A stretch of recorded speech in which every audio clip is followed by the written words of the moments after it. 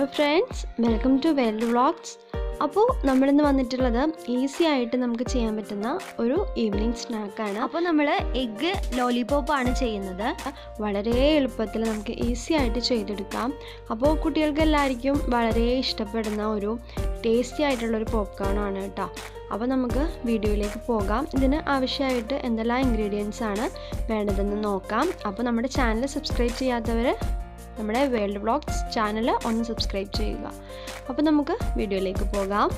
അപ്പോൾ അതിനായിട്ട് ഞാനൊരു ബൗൾ എടുത്തിട്ടുണ്ട്. അതിലേക്ക് 4 മുട്ടയാണ് എടുത്തിട്ടുള്ളത്. അത് വേവിച്ചെടുത്തിട്ടുള്ളതാണ്, അതായത് പുഴുങ്ങിയെടുത്തിട്ടുള്ളതാണ്. നമുക്കിതിനെ ഒന്ന് പൊടിച്ച് ചേർക്കണം. ഞാൻ നമ്മുടെ ചോപ്പറിലിട്ടിട്ടാണ് പൊടിച്ചിട്ടുള്ളത്. ഇതിൻ്റെ വീഡിയോ നമ്മൾ വേറെ ഒരു വീഡിയോ ആയിട്ട് തന്നെ ഇട്ടിട്ടുണ്ട് കേട്ടോ. വേണ്ടവർക്ക് ലിങ്ക് താഴെ കൊടുക്കാം.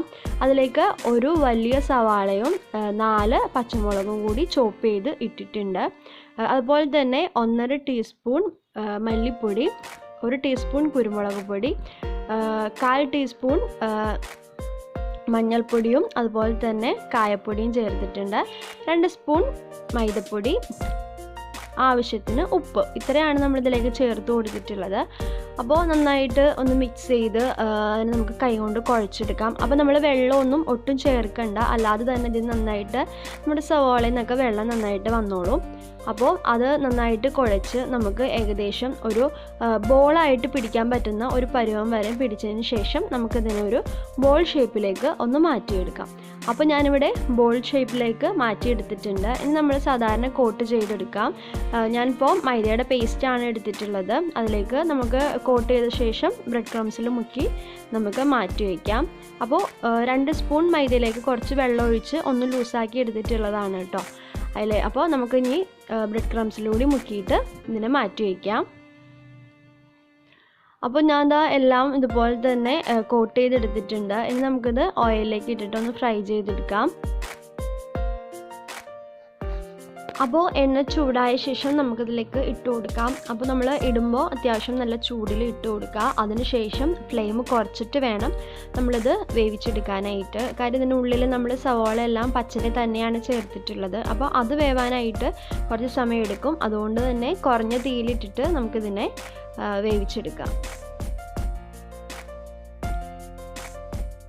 അപ്പോൾ നമ്മൾ തിരിച്ചും മറിച്ചും ഇട്ടിട്ട് നല്ലൊരു ഗോൾഡൻ കളർ ആവണ വരെയും നമ്മളിതിനെ ഫ്രൈ ആക്കി എടുക്കണം. ഇപ്പോൾ ഏകദേശം ആയിട്ടുണ്ട്. ഞാനെന്തപ്പോൾ ഈ ഒരു പരിവായപ്പോഴേക്കും ഞാനിത് കോരിയെടുത്തു.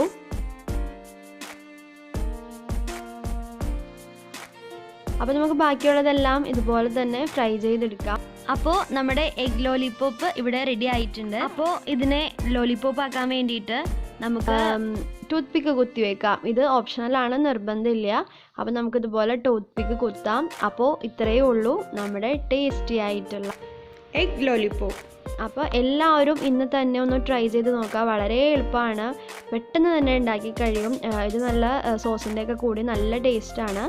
അപ്പോൾ നമ്മുടെ ഈ വീഡിയോ ഇഷ്ടമായവർ ലൈക്ക് ചെയ്യുക, ഷെയർ ചെയ്യുക, കമൻറ്റ് ചെയ്യുക. അതുപോലെ തന്നെ ചാനലിനെയും സബ്സ്ക്രൈബ് ചെയ്യാത്തവർ ഒന്ന് സബ്സ്ക്രൈബ് ചെയ്യുക.